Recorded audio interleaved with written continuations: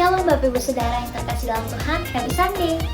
Tidak terasa kita telah melewati tahun 2020 dengan sangat luar biasa. Baik cerita yang telah kita lalui, baik suka maupun duka, biarlah itu semua menjadi pengalaman kita bersama.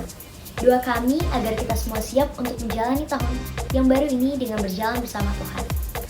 Senang sekali saya bisa menjumpai Bapak Ibu Saudara dalam ibadah online Zion Church of Christ. Tema kita sepanjang tahun 2021 ini yaitu This is God's Year to Act. Dan pada bulan Januari ini gereja kita akan membahas mengenai transisi. Tapi sebelum itu mari kita tundukkan hati kita bersatu dalam doa. Bapa dalam sorga, terima kasih Tuhan untuk kebaikan-Mu, untuk penyertaan Tuhan Yesus yang sempurna hingga saat ini. Kami bersyukur Tuhan Yesus di tengah pandemi ini Kau masih memberkati kami dengan kesehatan yang sempurna. Saat ini kami mau siapkan hati dan pikiran kami Tuhan Yesus untuk masuk ke dalam pujian dan penyembahan serta belajar akan kebenaran firman-Mu. Berkati Tuhan Yesus setiap pribadi yang mengikuti ibadah ini. Berkati Pastor Romi dan seluruh pelayan Tuhan yang melayani pada hari ini. Berkati ibadah ini dari awal, pertengahan sampai pada akhirnya, biar hanya nama Tuhanlah yang ditinggikan. Kami buka ibadah ini dalam satu nama yang berkuasa, Tuhan Yesus Juru Selamat kami yang hidup. Amin.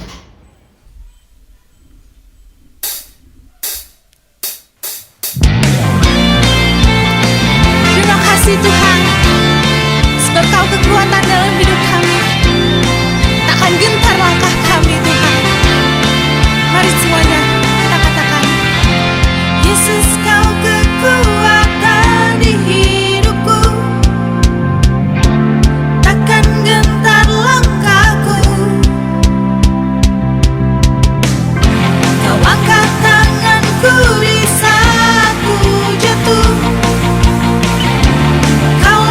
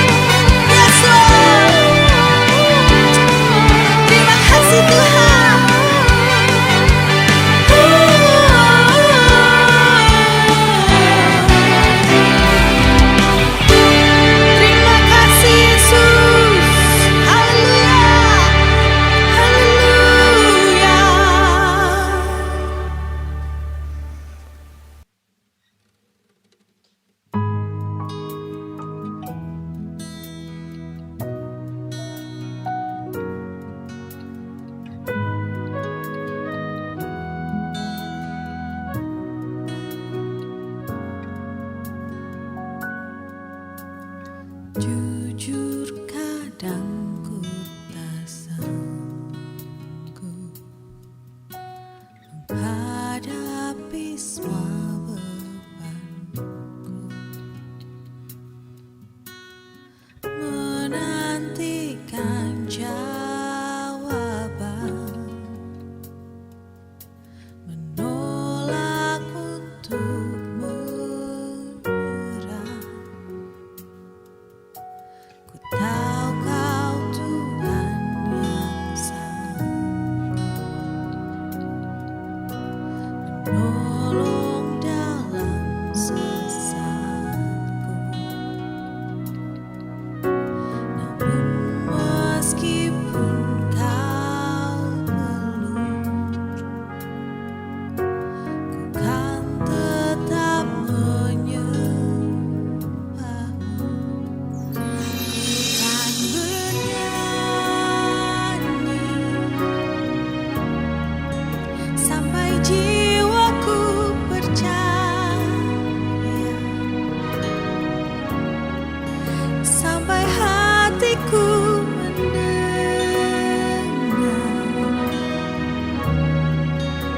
lagu pengharapan.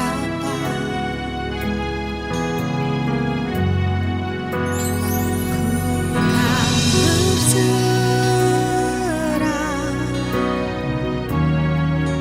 ku tahu aku tak sendiri.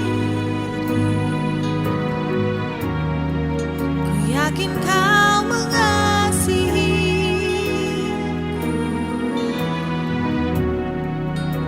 bahkan di dalam apiku.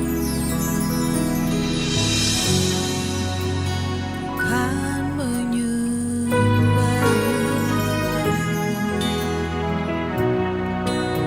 Benar Tuhan Yesus, kami datang, kami mau menyembah-Mu Tuhan di tempat ini. Jujur kadang aku lalai, bersandar pada kekuatan-Mu. Di dalam kelemahanku, sempurnalah kuasa-Mu. Imanku memegang janji-Mu. Ku tahu Kau selalu bersamaku dalam setiap perkaraku.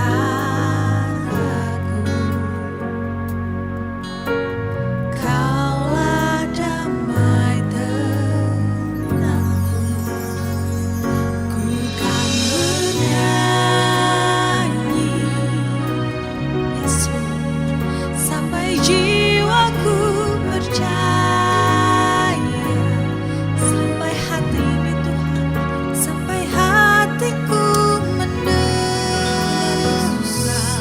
Kami mau mendengar setiap firman pengharapan, setiap perkataan.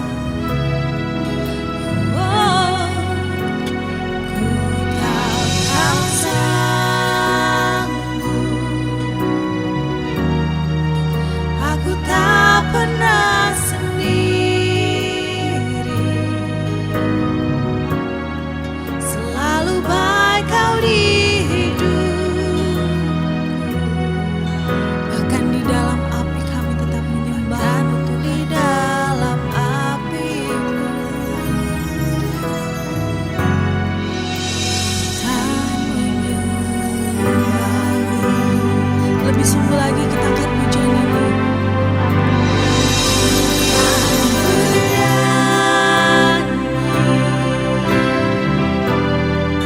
Sampai jiwaku percaya, sampai hati ini, sampai hatiku mendengar Tuhan. Kami Yesus, lagu pengharapan.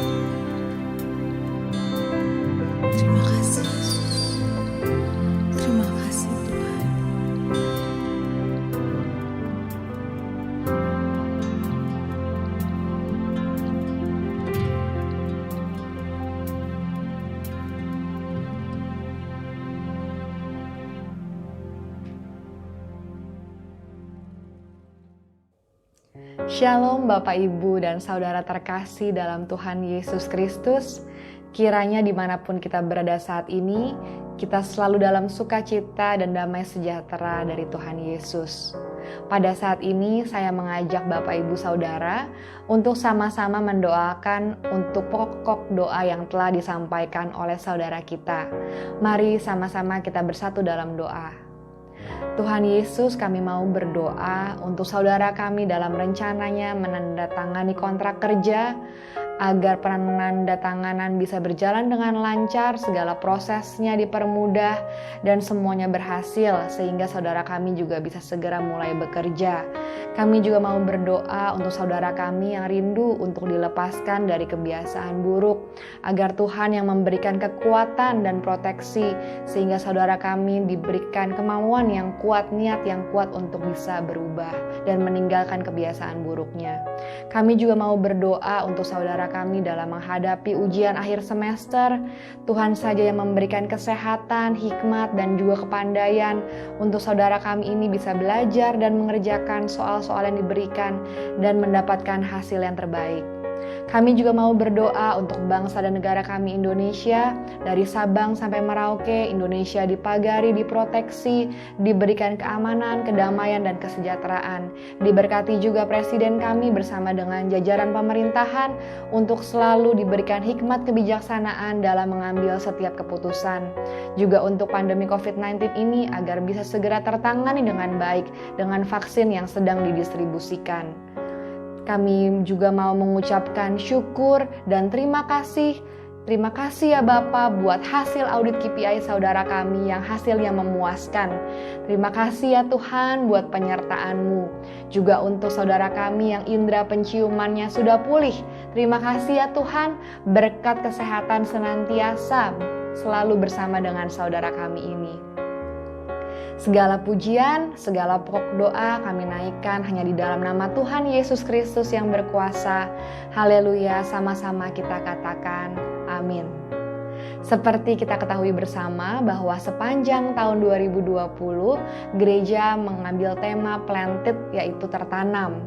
Oleh karena itu kami mengundang Bapak Ibu Saudara yang rindu untuk sama-sama bertumbuh, untuk bergabung dalam sel grup kami yang bernama iConnect. Saat ini diadakan secara online. Dalam sel grup kami, saudara akan menerima informasi mengenai kegiatan gereja, juga pertumbuhan rohani saudara terpantau, dan pastinya kita akan bertumbuh bersama di dalam Tuhan Yesus. Sebelum masuk ke dalam sakramen tubuh dan darah Kristus, saya mengajak Bapak Ibu Saudara untuk sama-sama membaca ayat renungan minggu ini. Ayat renungan minggu ini diambil dari Amsal 6 ayat 20 yang berbunyi, "Hai anakku, peliharalah perintah ayahmu dan janganlah menyia-nyiakan ajaran ibumu." Mari kita baca bersama, 2, 1. Amsal 6 ayat 20. "Hai anakku, peliharalah perintah ayahmu dan janganlah menyia-nyiakan ajaran ibumu." Tuhan Yesus berpesan melalui ayat ini untuk kita saling menghormati dan juga selalu menyayangi dan menghormati orang tua kita, karena beliau adalah perpanjangan tangan Tuhan selama kita di dunia ini untuk menuntun dan juga mendidik kita semuanya. Terima kasih, Tuhan Yesus memberkati. Mari sama-sama kita angkat pujian berikut ini.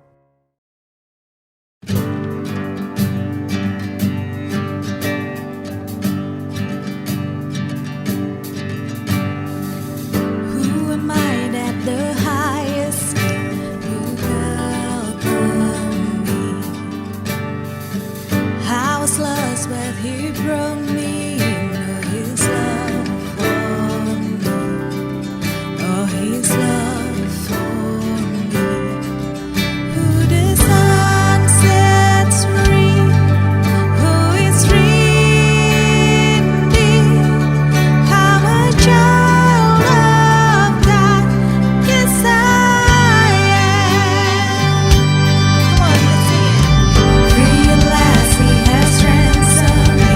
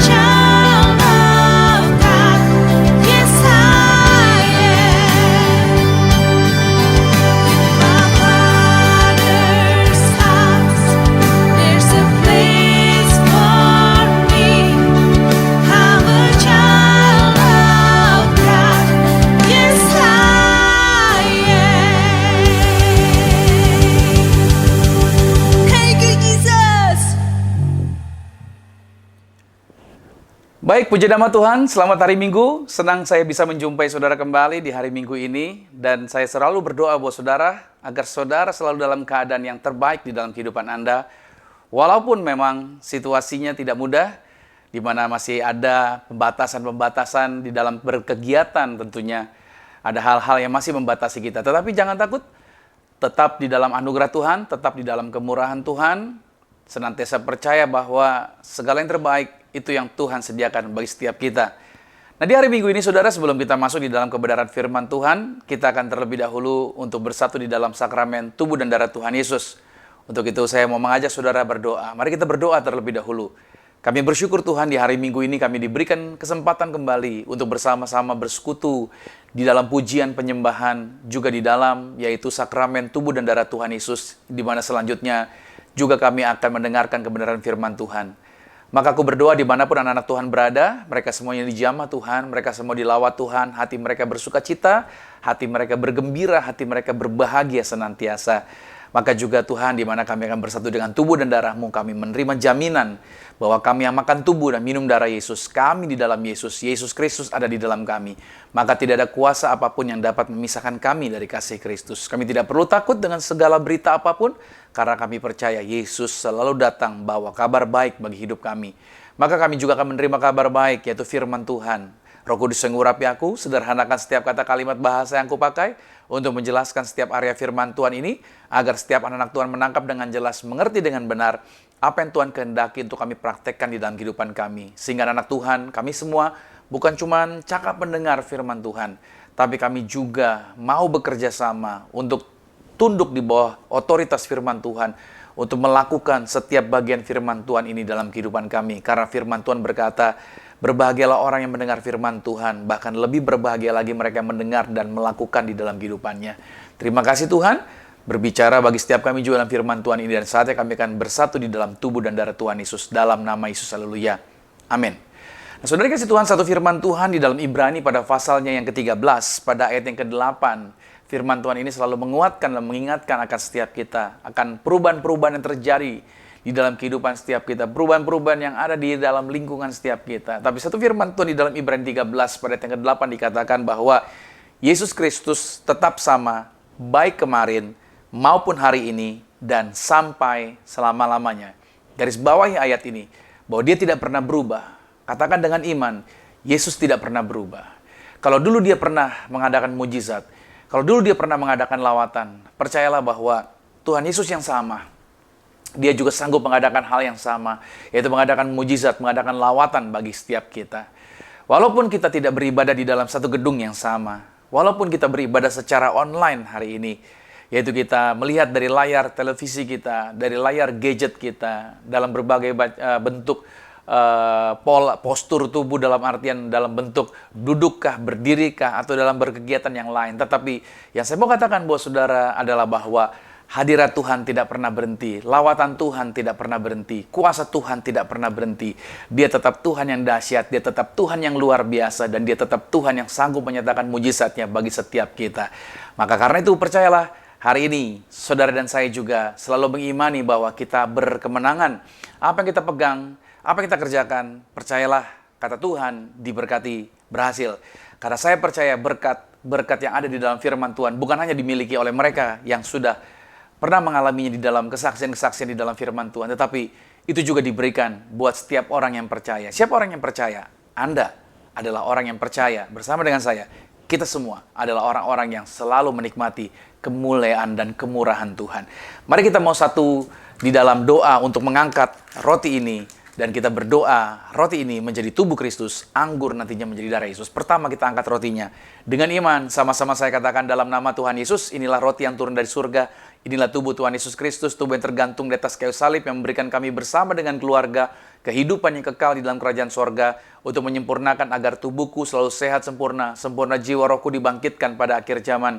Tubuh Tuhan Yesus Kristus yang tertombak, tertikam, tergantung di atas kayu salib, agar kami mulai hari ini bersama keluarga, kami percaya tidak akan terkapar di meja operasi, tidak akan terkapar di rumah sakit, tidak terkapar sakit-sakitan.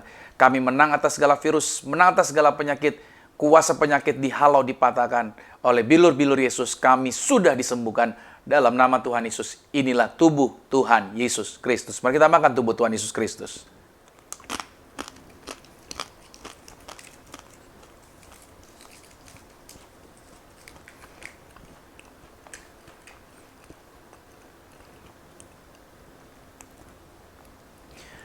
Mari kita mengangkat anggur ini. Mari kita perkatakan iman kita. Dalam nama Tuhan Yesus, inilah darah Yesus Kristus, darah yang tercurah di atas kayu salib sebagai perjanjian yang baru dan yang kekal. Yang pertama, mulai hari ini berjanji bersama keluarga, saling mengasihi, saling mengampuni. Kami berdoa dalam rumah tangga keluarga kami, kasih mula-mula senantiasa terjadi. Oleh darah Yesus, darah domba Allah, bersama keluarga kami dimeteraikan, punya rumah di sorga. Kami punya rumah di bumi, tidak akan mengembara, dijagai pasukan malaikat. Aku tolak segala serangan setan, serangan kuasa kegelapan, roh-roh jahat, dalam rupa bentuk apapun tidak berkuasa bagi kami. Tuhan memberi kami kuasa menginjak ular dan kalajengking, menghancurkan kuasa-kuasa kegelapan, menghancurkan benteng-benteng musuh. Dalam nama Tuhan Yesus kami beriman, yang kami pegang, yang kami kerjakan di dalam karir, bisnis, proyek, usaha, studi pelayanan kami diberkati lipat kali ganda. Dalam nama Tuhan Yesus kami mengimani, kami menang atas virus COVID-19, kami halau penyakit berbahaya, kami tolak maut, kami dijagai pasukan malaikat dalam nama Tuhan Yesus bersama keluarga, hidup kami sejahtera, yaitu di bumi, sama seperti di sorga, dalam nama Tuhan Yesus, inilah darah Yesus Kristus.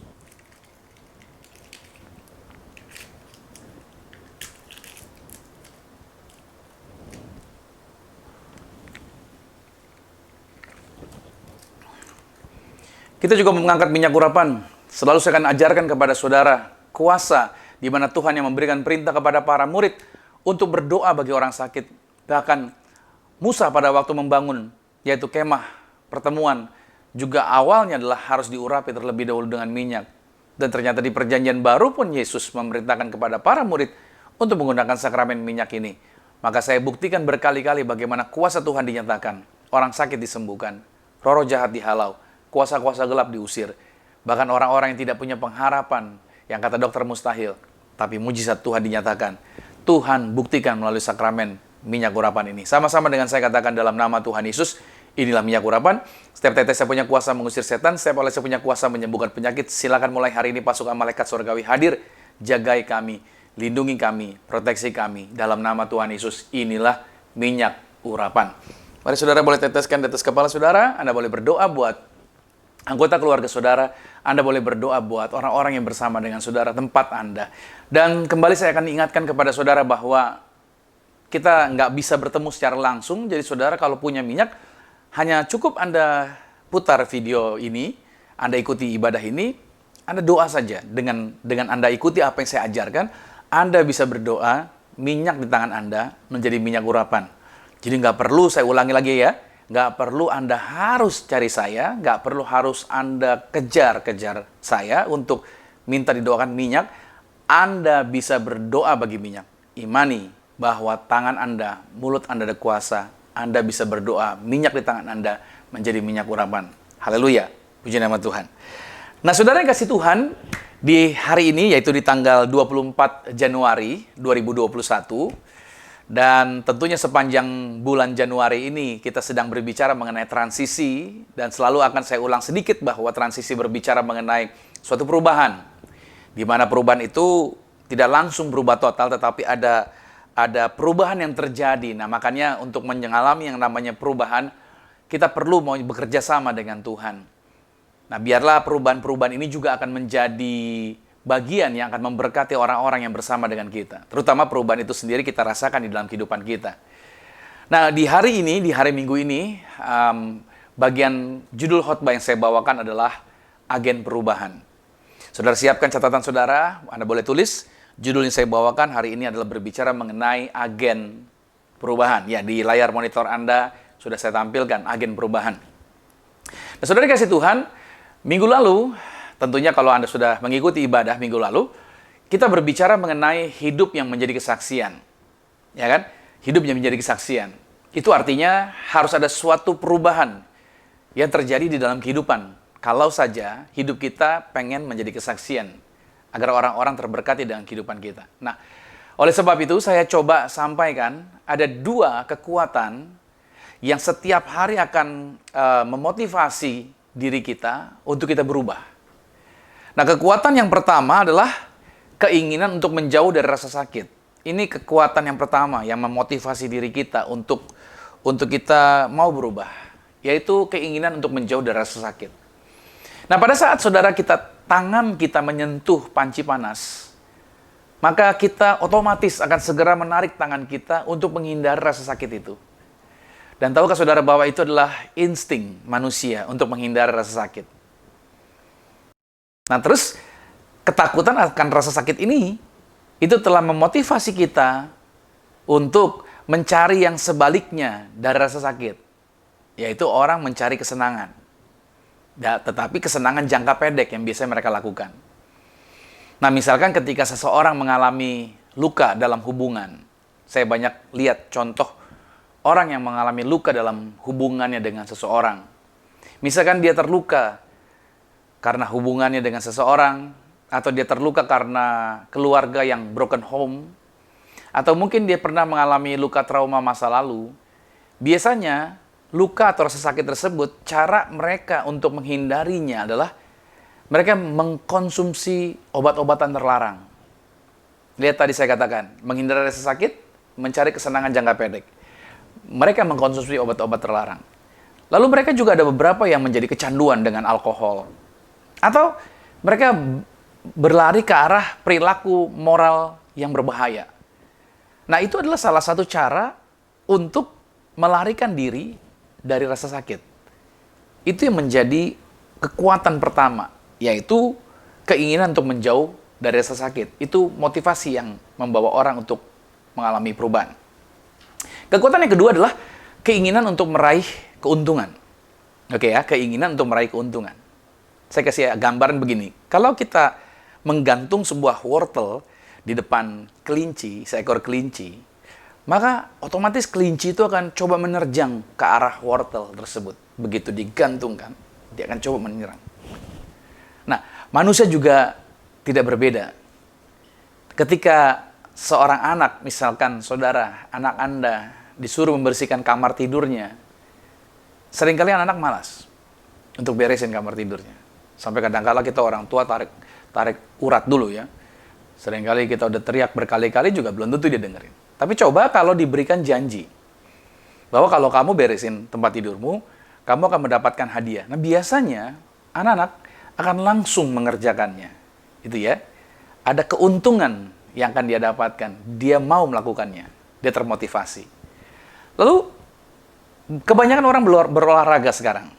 Di zaman seperti ini bahkan orang lebih banyak berolahraga.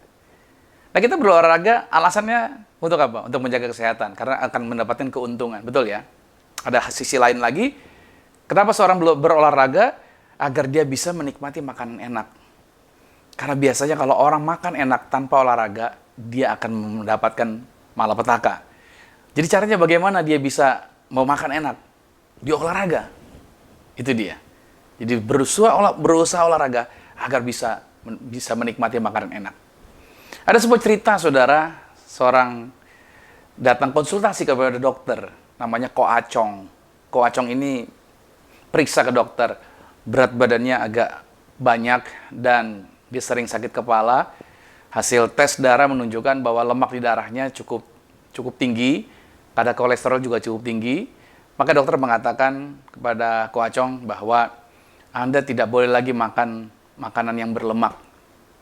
Jadi bagaimana, dok? Mulai sekarang Anda mesti diet, Anda mesti berolahraga. Dan dokter menyarankan makanan yang boleh Anda makan adalah yaitu binatang yang berkeriapan di air. Artinya binatang yang hidupnya di air. Itu yang harus Anda konsumsi. Di luar itu jangan, katanya gitu. Seminggu berlalu ya saudara ya. Kebetulannya bahwa dokter ini adalah yang tinggalnya satu komplek lah, satu area dengan Ko Acong. Suatu hari, saudara, ketika dia lewat depan rumah Ko Acong, dia tanya sama pembantunya. Ko Acong ada? Oh, ada tuh, dok. Lagi ngapain? Dia lagi di kolam renang, katanya gitu, kata pembantunya. Wah, dokter spontan langsung berpikir, oh, dia menjalani perintah dokter, artinya dia menjalani kesehatan dengan baik, bahwa dia sekarang sudah mulai rajin olahraga di kolam renang. Dokternya bilang, oh, bagus deh, kalau dia sekarang udah rajin olahraga, rajin berenang. Dia bilang gitu sama pembantunya. sambil mau berjalan, mau pergi lagi. Tapi pembantunya bilang, oh enggak dok, dia nggak latihan berenang di kolam renang. Terus ngapain? Dia di kolam renang lagi latihin babinya untuk bisa berenang di air, katanya gitu saudara. Ternyata Ko Acong sedang coba merubah habitatnya babi agar babi bisa berenang di air sehingga babinya bisa dimakan karena hidupnya di air. Nah, saudara, lihat baik itu sekedar ilustrasi saja. Nah, kita bekerja, misalkan kita juga bekerja. Setiap orang punya pekerjaan, dapat gaji, dapat penghasilan. Sebenarnya mendapatkan penghasilan untuk apa sih? Dengan pendapatan tersebut, kita mempunyai keuntungan untuk bisa memiliki sesuatu. Jadi, saudara dapat melihat di sini bahwa kita pahami semua hal yang manusia lakukan itu dimotivasi oleh dua keinginan ini, yaitu keinginan untuk menghindari rasa sakit atau untuk meraih keuntungan. Coba cek baik-baik. Dua motivasi inilah yang menggerakkan seseorang untuk melakukan yang namanya perubahan. Nah, saudara, saya kasih contoh lagi, misalkan begini. Marketing pemasaran, ketika mereka memasarkan produk-produk mereka. Biasanya marketing pemasaran membuat iklan dengan tampilan yang menarik sesuai dengan yang diinginkan oleh customer. Nah, iklan akan menunjukkan kepada kita betapa miskinnya kita, atau betapa tidak berdayanya kita, atau kurang menariknya kita, bila mana kita tanpa produk ini, tanpa produk itu. Ditimbulkan dulu masalahnya. Kalau kamu nggak punya produk ini, betapa susahnya hidup kamu. Lalu kita juga melihat betapa luar biasanya atau betapa beruntungnya kehidupan kita. Sebaliknya ya saudara ya, kita akan merasa beruntung betapa luar biasanya kita saat kita mengejar atau pada saat kita membeli produk ini atau produk itu. Kita akan menjadi luar biasa. Kita merasa beruntung dengan produk tersebut. Ya, semua yang kita lakukan dimotivasi oleh salah satu kekuatan ini. Dan seringkali juga ternyata kita dimotivasi oleh kedua kekuatan itu sekaligus. Nah, sayangnya saudara, terkadang saya jumpai kekuatan ini juga suka dipakai di dalam pelayanan gereja. Kadangkala ada pelayan Tuhan yang memakai rasa bersalah misalkan, atau rasa tertuduh kepada jemaatnya untuk datang ke gereja dengan ancaman, kalau kamu tidak datang, kamu akan mengalami kerugian dan berbagai macam tudingan berbahaya kepada mereka. Untuk mereka juga memberikan sesuatu ke gereja seperti itu. Jadi ada rasa tertuduh, ada rasa bersalah yang dibuat seperti demikian. Menurut saya saudara, kita tidak dapat menggembalakan gereja yang sehat. Bisa saja digembalakan gereja dengan pola seperti itu. Tetapi kita tidak dapat menggembalakan gereja yang sehat dengan cara-cara seperti itu. Nah, pada saat Yesus naik ke sorga, Yesus mengatakan bahwa Roh Kudus diberikan kepada para murid.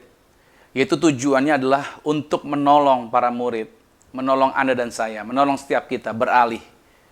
Yaitu kerjaan Roh Kudus sudah memindahkan kita dari keyakinan yang salah, lalu kita bergerak untuk memiliki keyakinan yang sehat dan keyakinan yang menguatkan. Karena persoalannya, banyak orang nggak bisa berubah, banyak orang nggak bisa maju hidupnya, banyak orang nggak bisa mengalami satu kegerakan, karena dia memiliki keyakinan yang salah. Dia memiliki keyakinan yang bukan kebenaran firman Tuhan. Nah, oleh sebab itu, saudara kasih Tuhan, Roh Kudus bergerak untuk Anda dan saya, untuk membebaskan kita dari keyakinan-keyakinan yang salah tersebut.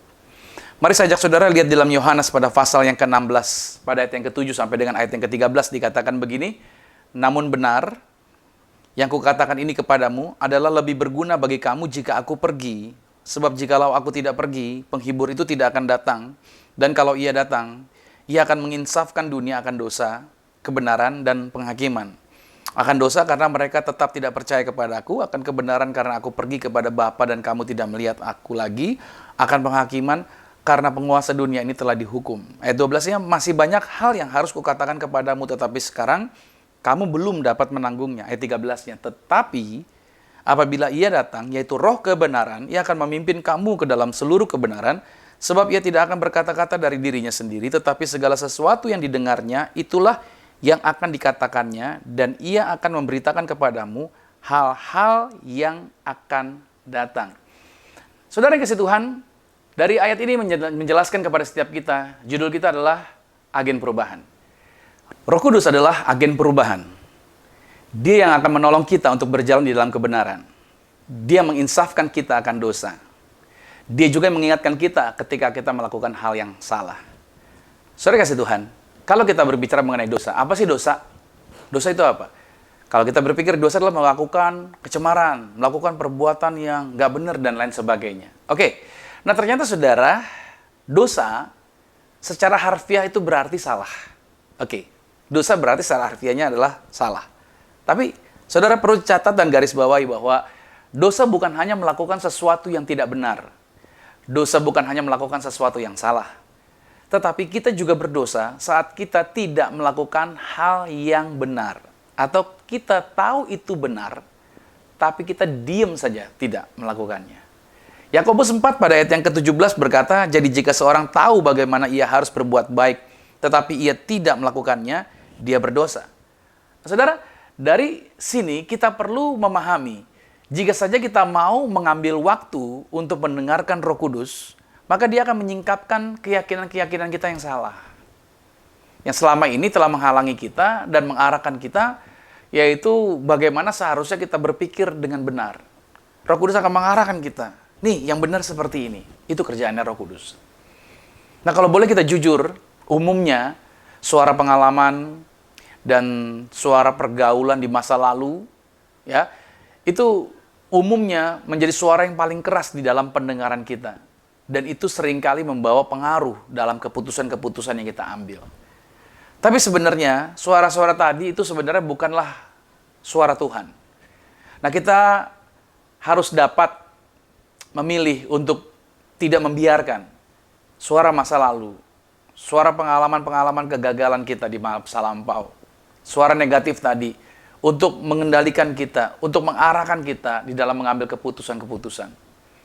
Oleh sebab itu, kita perlu pahami di sini ada 3 suara yang dapat kita dengar.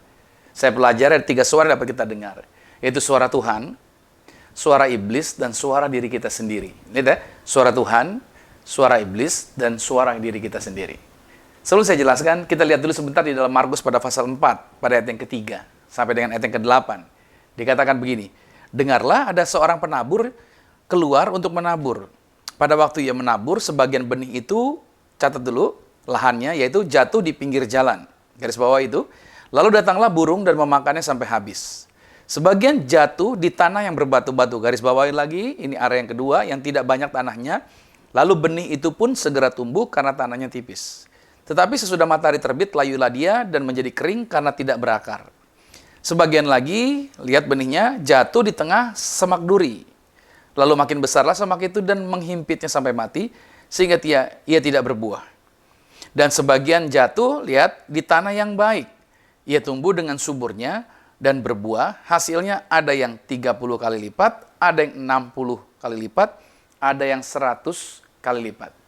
Nah, tadi saya katakan ada 3 suara. Suara Tuhan, suara iblis, dan suara manusia, suara kita sendiri. Nah, terkadang kita mendengar suara Tuhan. Oke, berarti kalau saya kasih diagram, saudara, kayak gambaran diagram bulat gitu ya. Berarti sepertiga kita dengar suara Tuhan, sepertiganya lagi kita mendengar suara iblis, sepertiganya lagi kita mendengar suara diri kita sendiri. Lihat gambaran diagram ini dibagi 3. Kalau kita gambarkan bahwa ada 3 suara yang dapat kita dengarkan. Tetapi kalau kita melihat kepada Markus pada pasal 4 ini, di sana dikatakan ada 4 jenis tanah yang menerima benih. Ada 4 jenis tanah yang menerima benih. Dan dikatakan benih yang baik. Benih yang baik saya mau katakan buat saudara adalah suara yang baik. Oke ya, suara yang baik. Suara yang baik datangnya dari siapa? Suara yang baik datangnya dari Tuhan. Dan dikatakan bahwa suara yang baik ini hanya akan jatuh di tanah yang baik. Di tanah yang baik saya beri gambaran adalah pikiran kita atau pikiran yang baik. Pikiran kita menerima, berarti kalau di situ ada 4 tanah, suara atau benih itu jatuh dibagi 4, berarti masing-masing menerima 25%. Berarti sebenarnya kalau tanah yang baik adalah pikiran kita, berarti kita menerima suara Tuhan cuma 25%. Jadi artinya akan ada 75% yaitu suara Tuhan yang diperebutkan. Kita cuma berhasil menerimanya 25%. Tapi ada 75% yang sedang diperebutkan. Nah, oleh sebab itu yang saya mau katakan kepada saudara adalah belajarlah untuk membiasakan diri kita mendengar Roh Kudus 100%. Dan kita belajar untuk apa? Menghilangkan suara musuh sampai selama-lamanya. Izinkanlah Roh Kudus sebagai agen perubahan untuk membawa suaranya Tuhan yang menjadi pendengaran yang paling kuat di dalam diri Anda dan saya. Si jahat akan berusaha menghalangi agar saudara jangan terima 100%. Saudara mungkin bisa dengar suara Tuhan, tapi kapasitasnya kecil. Tapi hari ini saya katakan, Roh Kudus sebagai agen perubahan ingin membawa Anda untuk mendengar suara Roh Tuhan 100% dalam kehidupan Anda. Saudara, pada saat pandemi, kalau kita lihat sekarang ini pada saat pandemi atau krisis seperti ini, biasanya saudara, insting manusia itu meresponinya ada dua, yaitu fight atau flight. Ya kan? Pada saat pandemi ada krisis begini, responnya bagaimana? Insting manusia. Mau maju atau malah menjauh? Coba saudara lihat di dalam kehidupan Anda lihat teman-teman Anda lihat keluarga Anda. Pada saat pandemi seperti hari ini, respon mereka bagaimana? Fight nggak dengan pandemi ini? Fight nggak dengan krisis? Atau mereka malah, aduh takut ini, aduh takut itu, dan segala macam. Karena respon cuma dua, fight atau flight. Oke? Nah, karena Roh Kudus adalah agen perubahan, maka Roh Kudus juga memiliki dua kekuatan yang mau mendorong kita agar kita berubah. Roh Kudus mau agar Anda dan saya mengalami perubahan. Saudara mau berubah? Saudara mau mengalami perkembangan, saudara mau mengalami kemajuan di dalam kehidupan Anda, amin. Izinkan Roh Kudus membawa Anda sebagai agen perubahan untuk merubah kehidupan Anda. Nah, karena itu Roh Kudus memakai dua kekuatan ini. Nah, saya akan bagikan dua hal ini kepada saudara. Apa yang akan Roh Kudus lakukan? Kekuatan apa yang Roh Kudus pakai untuk membawa perubahan di dalam kehidupan Anda? Kekuatan yang pertama adalah kekuatan duka cita yang menyebabkan pertobatan. Ya, kekuatan duka cita yang menyebabkan pertobatan. Coba kita buka dulu di dalam 2 Korintus pada pasalnya yang ke-7, ayatnya yang ke-9 dan ayatnya yang ke-10. Dikatakan, namun sekarang aku bersuka cita, bukan karena kamu telah berduka cita, melainkan karena duka citamu membuat kamu bertobat. Sebab duka citamu itu adalah menurut kehendak Allah, sehingga kamu sedikit pun tidak dirugikan oleh karena kami. Sebab duka cita menurut kehendak Allah menghasilkan pertobatan yang membawa keselamatan dan yang tidak akan disesalkan. Tetapi duka cita yang dari dunia ini menghasilkan kematian. Nah, Paulus memberikan teguran di dalam tulisan ini kepada jemaat di Korintus. Dan teguran Paulus itu keras kepada jemaat di Korintus perihal pencemaran jasmani dan rohani yang merupakan perbuatan memalukan di antara mereka. Teguran ini memang mendatangkan duka cita. Karena Paulus menegurnya, maka tentunya mendatangkan duka cita bagi jemaat Korintus. Tetapi itu justru membuat mereka berubah. Teguran yang Paulus berikan, pada waktu Roh Kudus bergerak melalui Paulus, teguran tersebut berubah. Merubah mereka, maksud saya. Mereka menjadi berubah. Dan mereka bertobat. Bahkan, mereka menjadi lebih respect kepada Paulus. Padahal Paulus tegur mereka dengan keras. Tapi karena Roh Tuhan yang bekerja melalui Paulus, Paulus punya ketulusan dalam menyampaikannya. Maka saudara dilihat baik-baik, justru mereka menjadi respect kepada Paulus. Ini tepat seperti perkataan, yaitu Raja Salomo, Amsal 28, pada ayat yang ke-23 dikatakan, siapa menegur orang akan kemudian lebih disayangi daripada orang yang menjilat. Ya, hari-hari ini banyak orang yang sukanya apa? Menjilat, bukannya menyampaikan kebenaran. Ya saudara ya. Tapi Amsal menyebutkan bahwa orang yang siapa yang menegur orang, justru mereka akan lebih disayangi. Alkitab mengatakan demikian daripada orang yang menjilat. Saudara kasih Tuhan, sebenarnya tidak ada satu hal pun dalam kehidupan ini yang dapat menghentikan tekad seseorang pada waktu dia berkata sudah cukup. Pernahkah saudara mengalami situasi yang menekan saudara banget? Sampai akhirnya saudara berkata, gue udah capek nih. Gue udah lelah nih. Gitu.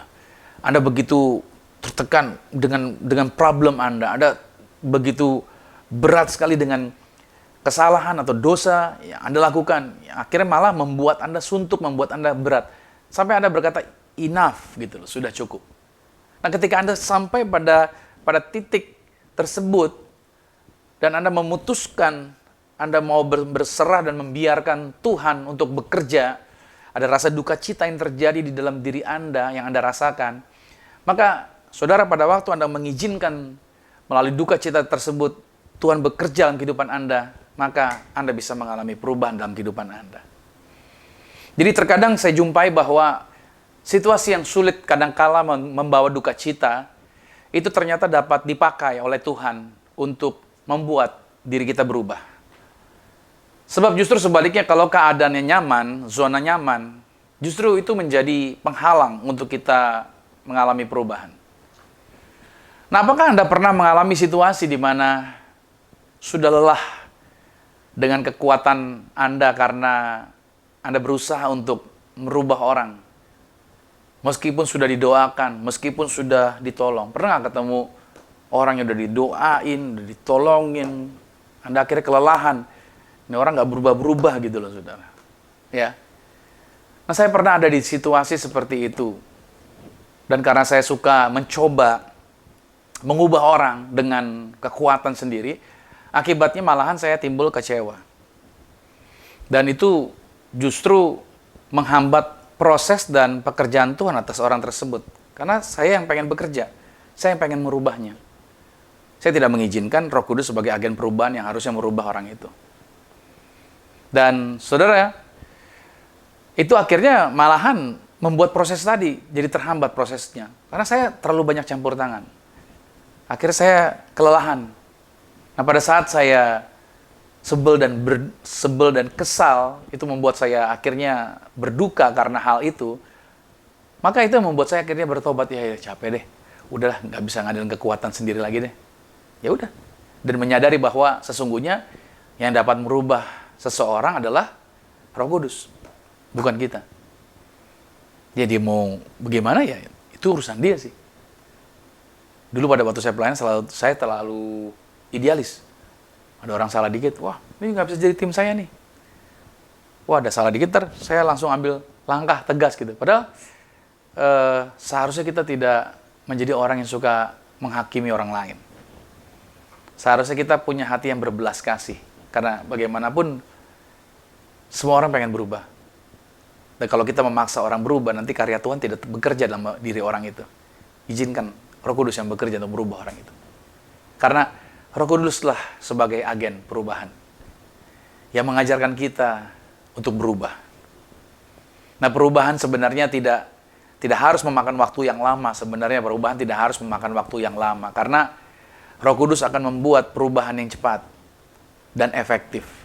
Ya, Roh Kuduslah, makanya kenapa ada Roh Kudus?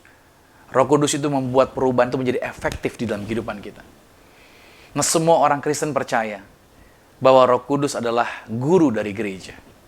Dialah yang mengajar. Roh Kuduslah yang mengajar gereja. Pertanyaannya, apa itu gereja? Siapa itu gereja? Saya teringat, Anda juga pasti ingat lagu sekolah minggu.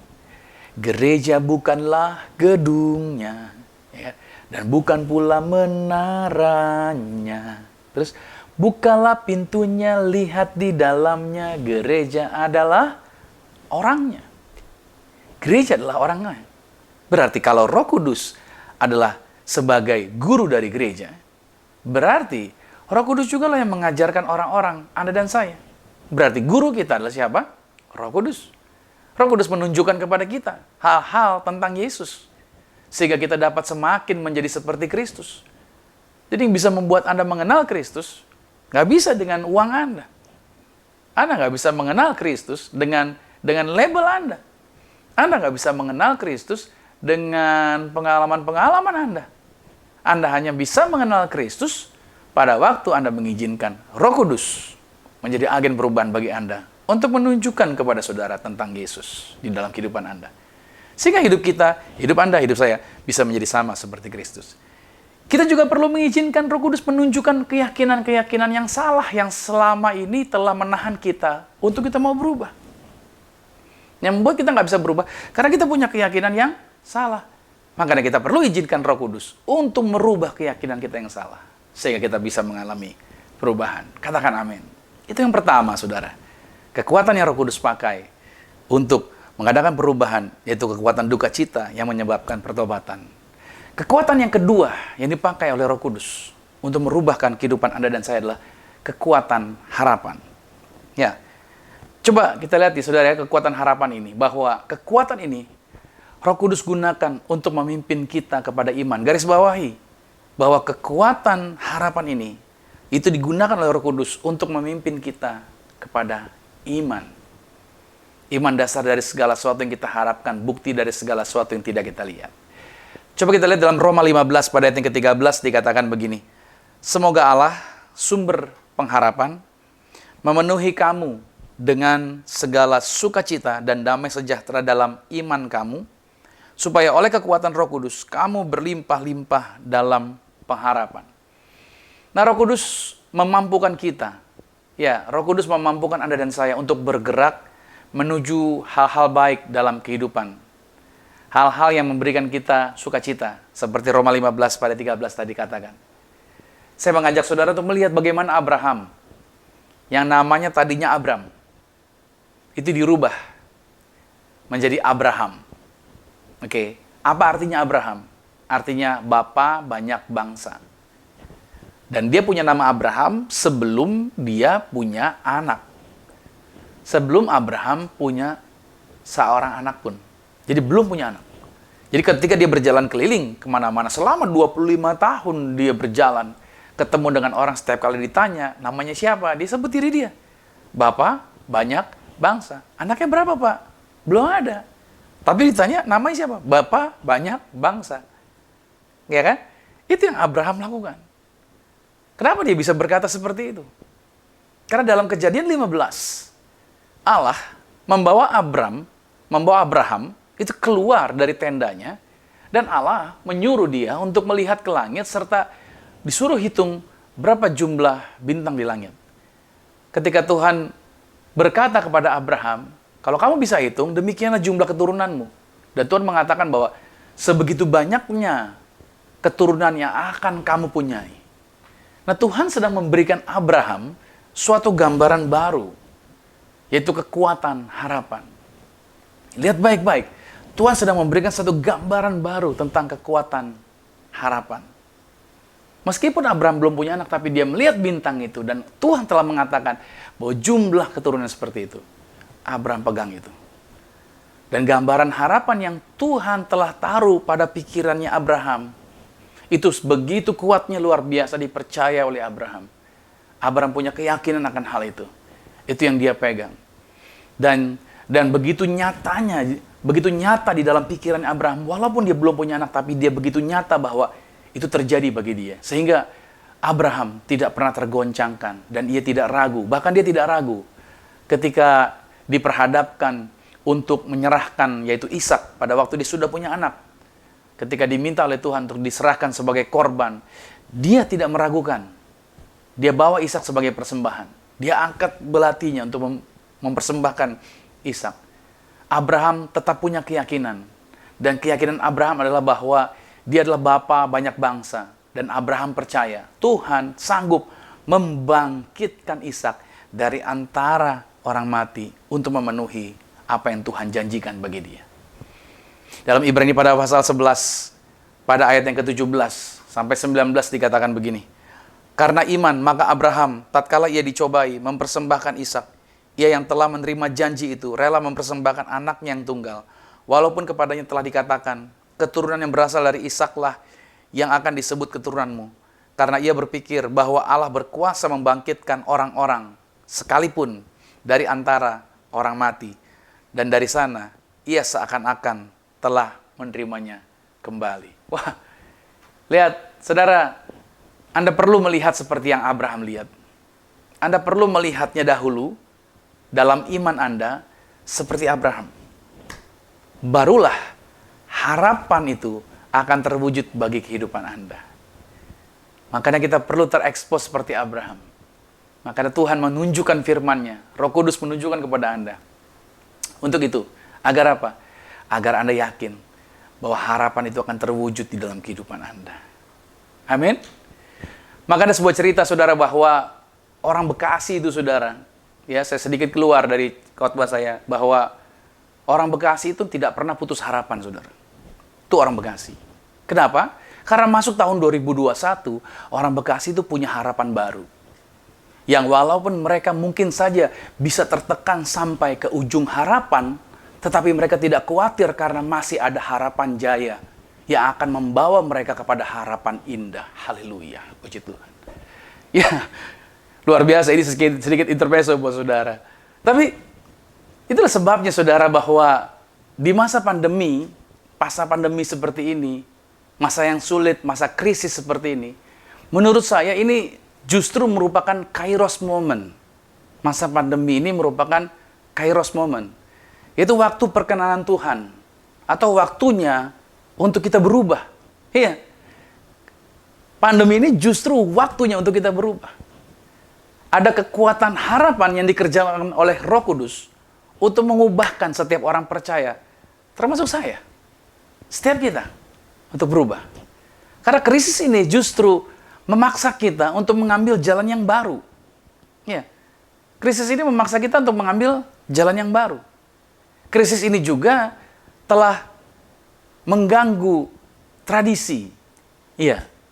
Telah mengganggu tradisi. Saya kasih contoh sederhana buat saudara. Apa yang diganggu tradisi? Contohnya, krisis yang terjadi hari ini, sampai hari ini, itu telah membunuh kantong kolekte. Betul nggak sih? Itu kantong kolekte itu umur panjang loh saudara. Dari sekian abad nggak pernah habis.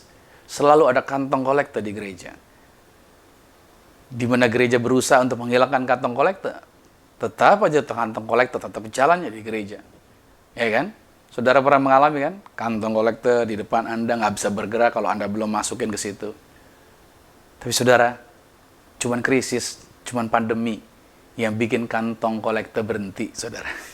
Kantong kolektornya udah dibunuh, udah nggak hidup lagi itu, saudara. Nggak tahu setelah ini, mungkin ada kuasa yang bisa menghidupkan tuh kantong kolektor lagi. Tapi kantong kolektor telah berhenti. Itu tradisi loh, saudara. Berabad-abad, cuman karena krisis lah itu berhenti, saudara. Itu dia tradisi. Nah, krisis ini juga justru mengajarkan setiap orang untuk memiliki yang namanya iman personal. Karena saya katakan bahwa poin kita yang kedua, kekuatan harapan itu memimpin kita kepada iman. Iman yang bagaimana? Iman personal, bukan iman komunal. Mengapa? Perlu diajarkan iman yang personal. Karena saya kasih tahu saudara, karena ada kalanya kita akan fight alone. Ya. Kita akan fight alone.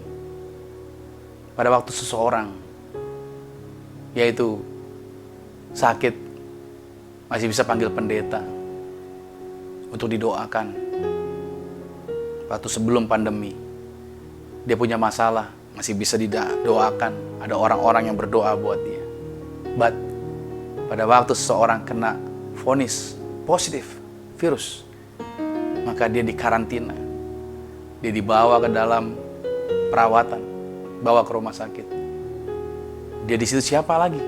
Pendeta tidak bisa masuk. Jangankan pendeta, keluarga saja tidak bisa masuk.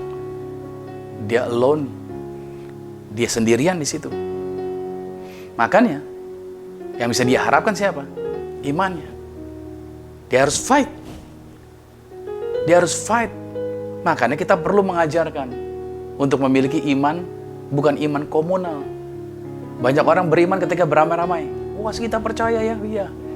Tapi pada waktu dia sendiri, itu menjadi beda. Kenapa kita nggak ajarkan ini? Mengapa kita harus mengajarkan jemaat untuk memiliki namanya iman, yaitu personal? Karena kalau kita nggak punya iman personal, maka kita akan mudah putus pada waktu kita sendirian. Itu dia. Contohnya saudara misalkan begini, ada orang, pernah ketemu orang yang film-film silat gitu ya, orang yang belaga so jagoan gitu. Dia kalau rame-rame gitu ya, wah dia jagoan kayaknya, hebat, merasa hebat, merasa jago gitu ya. Karena dia mungkin ada gurunya yang hebat, dia sama gurunya, tuh film-film silat kayak gitu ya. Tapi pas dia lagi sendirian, begitu ada ancaman, coba lihat deh, dia langsung mendadak berubah. Jadi apa? Jadi ayam sayur. Ya, karena keyakinan keberaniannya itu kalau rame-rame. Nah, saya berdoa buat saudara bahwa iman Anda bukan menjadi iman yang komunal. Rame-rame baru beriman. Tapi Anda memiliki iman yang personal. That's why pandemi seperti ini, Saya sebagai gembala mungkin nggak bisa, yaitu langsung ketemu dengan Anda, personal approach dengan Anda. Kita mungkin nggak bisa, saya selalu hadir bersama-sama dengan saudara dan segala macam. Justru momen seperti ini harusnya melatih para pemimpin untuk mengajarkan kepada jemaatnya agar saudara percaya bahwa saudara beriman kepada Tuhan. Ada Roh Kudus bersama dengan saudara dan saudara pasti bisa melewati situasi ini. Anda akan keluar lebih daripada pemenang. Ada amin. Maka sebagai gembala saya harus mengajarkan saudara untuk Anda bukan mengejar-ngejar pendeta lagi. Momennya, situasinya, kedewasaannya bukan itu lagi. Anda harus kejar Tuhan. Anda harus percaya kuasa Roh Tuhan ada bersama dengan saudara. Makanya bagaimana caranya agar memiliki iman yang personal? Ya, seperti Yesus, harus tega. Harus tega. Untuk orang punya iman personal. Yesus kan memaksa para muridnya untuk bergantung kepada Roh Kudus. Dengan cara apa? Yesus tinggalin murid-murid. Murid-murid pengennya Yesus tetap ada bersama mereka. Yesus tinggalin. Dia naik ke sorga. Karena Yesus nggak bisa di segala tempat pada waktu yang bersamaan. Makanya dia memberikan Roh Kudus. Kepada siapa? Kepada kita. Pada para murid. Pada setiap orang percaya. Itu dia. Makanya dia berikan Roh Kudus. Nah, pandemi ini juga memberikan kesempatan Roh Kudus untuk berkarya. Justru dengan pandemi, Roh Kudus semakin berkarya. Dan dengan demikian akan membuat jemaat semakin jatuh cinta kepada Tuhan. Itu dia. Dengan adanya pandemi ini membuat Roh Kudus bekerja, berkarya, mengarahkan orang untuk memiliki iman yang personal, imannya kepada Tuhan, untuk dia pribadi, lepas pribadi bergantung sama Tuhan. Dan dengan demikian, itu membuat jemaat semakin jatuh cinta kepada Tuhan. Nah, tugas gereja, tugas kami, tugas pelayan Tuhan, gereja adalah apa? Yaitu membuat jemaat untuk semakin jatuh cinta kepada Tuhan. Kami membawa saudara, mengajarkan Anda, untuk Anda semakin jatuh cinta kepada Tuhan. Katakan amin, bahwa Anda jatuh cinta sama Tuhan. Ya, lantas pertanyaannya adalah, apa indikatornya? Apa petunjuknya? Kalau jemaat semakin jatuh cinta kepada Tuhan. Kira-kira apa? Buktinya apa di masa sekarang ini? Kalau jemaat itu semakin jatuh cinta kepada Tuhan. Nah, saudara tahu, indikator jemaat semakin jatuh cinta kepada Tuhan itu dilihat dari apanya? Iya, itu dia. Dilihat dari persembahannya.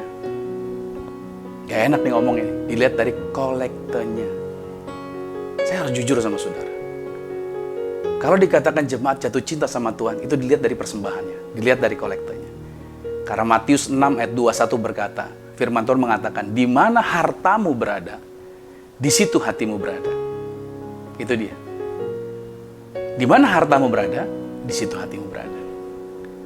Jadi bila mana Anda tidak bisa menunjukkan, maaf nih saudara ya, kontribusi di mana Anda diberikan makanan rohani, sorry to say, berarti kadar kecintaanmu kepada Tuhan dapatlah diukur.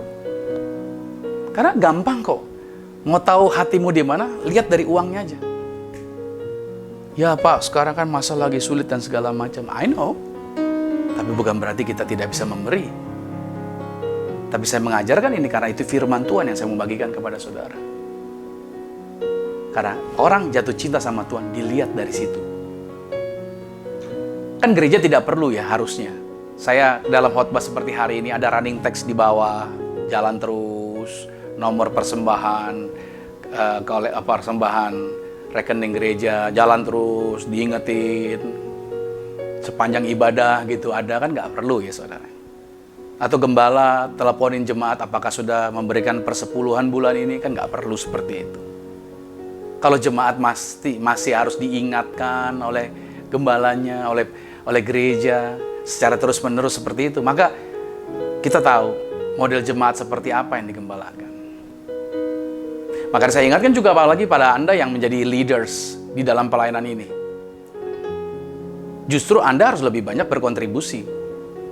Anda duluan yang harus kontribusi dibanding member. Bagaimana membernya bisa berkontribusi untuk pelayanan gereja ini? Kalau leadersnya saja tidak berkontribusi, itu dapat di-tracking, dapat terlihat.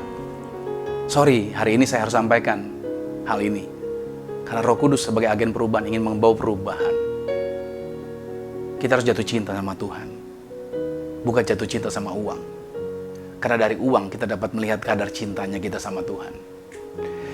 So, saya simpulkan, Roh Kudus adalah agen perubahan. Sesungguhnya kita dapat berubah dan kita dapat berubah sekarang. Kita tidak dibatasi oleh waktu yang berjalan di dalam dunia ini. Saat inilah Anda bisa berubah. Kita memiliki kekuatan Roh Kudus yang bekerja di dalam diri kita.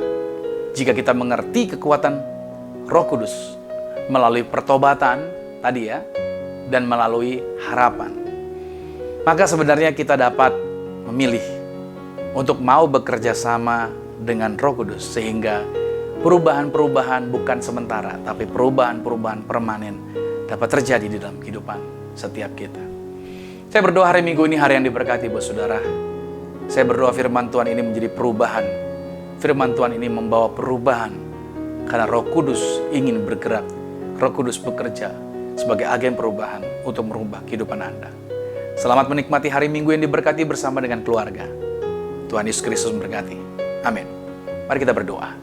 Terima kasih Tuhan, kami percaya hari Minggu ini kami diberkati. Kasih karunia berkat pertolongan Tuhan ada bersama dengan kami. Setiap firman yang kami terima menjadi berkat, menjadi kekuatan, menjadi sukacita. Kami mau melakukan apa yang Roh Kudus katakan. Kami membiarkan Roh Kudus bekerja, berbicara. Kami melatih pendengaran kami untuk 100% mendengar suara Roh Kudus dalam kehidupan kami. Kami tahu setiap hari Tuhan berbicara pada kami. Dalam masa pandemi seperti hari ini justru kami mengarahkan pikiran, pendengaran kami untuk lebih tajam lagi mendengar tuntunan Roh Kudus. Roh Kudus dalam kehidupan kami tentunya ada hal-hal yang membuat kami duka, ada hal-hal yang membuat kami susah, tetapi hal itu justru membuat kami bertobat, membuat kami sadar untuk kami meninggalkan hal-hal yang salah dan kami bergerak ke arah yang benar. Kami tahu Tuhan, kami butuh Engkau, maka kami perlu belajar untuk memiliki iman, bukan iman yang ramai-ramai, tapi iman yang personal, yang bergantung sepenuhnya kepada Roh Kudus. Karena pada masa-masa seperti ini seringkali kami harus sendirian. Tapi kami percaya kami tidak sendiri. Ada Roh Tuhan yang bersama kami. Maka kami harus bergantung hanya kepada Roh Kudus, bukan kepada manusia manapun. Kami bersyukur Tuhan, kami dilatih untuk semakin jatuh cinta kepada Tuhan. Dan kami mulai mengaktifkan yaitu sifat generous kami. Itu punya hati yang mau berbagi, bukan hanya untuk keuntungan pribadi, tapi kami mau berbagi untuk orang-orang, untuk pelayanan, untuk gereja ini Tuhan. Berkati setiap mereka. Terima kasih Tuhan Yesus. Berkati tangan-tangan yang sudah membantu memberikan dalam pelayanan ini Tuhan. Apa yang mereka korbankan digantikan. Dan Tuhan Pak sanggup berkati lipat kali ganda. Tuhan yang menjaminkan akan hal itu. Maka juga Tuhan berkati juga gereja Zion Church of Christ ini maju. Terus diberkati dalam pelayanan-pelayanan kami. Komsel yang ada juga diberkati. Para member yang ada diberkati. Jemaat-jemaat yang menyaksikan acara dimanapun, mereka juga diberkati Tuhan. Terima kasih buat segala sesuatunya Tuhan. Dan kalau sebentar kami akan mengakhiri ibadah, kami juga tidak lupa berdoa buat bangsa kami Indonesia juga diberkati. Kasih karunia Tuhan senantiasa ada bersama dengan bangsa ini. Terima kasih buat segala sesuatunya. Terima kasih buat berkat-berkat-Mu Tuhan. Maka saatnya kami akan mengakhiri dan kami akan menerima berkat-berkat Tuhan. Maka Tuhan, kami menerima berkat-berkat-Mu. Kekasih Kristus, arahkan hati dan aminkan setiap berkat ini. Diberkatilah Engkau di dalam usahamu. Diberkatilah Engkau di dalam pekerjaanmu. Diberkatilah Engkau di dalam studi sekolah kuliahmu. Dan diberkatilah Engkau di dalam pelayanan. Apa saja yang kau kerjakan di dalam kekudusan, ingatlah perkara ini Tuhan Yesus Kristus pasti buat kau berhasil. Diangkat Tuhan kau naik ke atas, bukan turun jadi kepala, bukan ekor. Aku berdoa sepanjang minggu, bulan, bahkan tahun ini merupakan minggu, bulan, tahun yang penuh berkat. Sehingga siapapun tinggal dengan kau pasti diberkati. Keluargamu diberkati, orang tuamu diberkati, saudara-saudarimu diberkati, rumah tanggamu berbahagia. Maka sekarang terimalah berkat anugerah dari Bapa di surga, cinta kasih di dalam Yesus Kristus, kekuatan penghiburan di dalam kuasa Roh Kudus menyertai mengurapi setiap kita mulai saat ini sampai Tuhan datang menjemput Anda dan saya, keluargamu dan keluargaku, kita semua sama-sama menjadi warga kerajaan surga.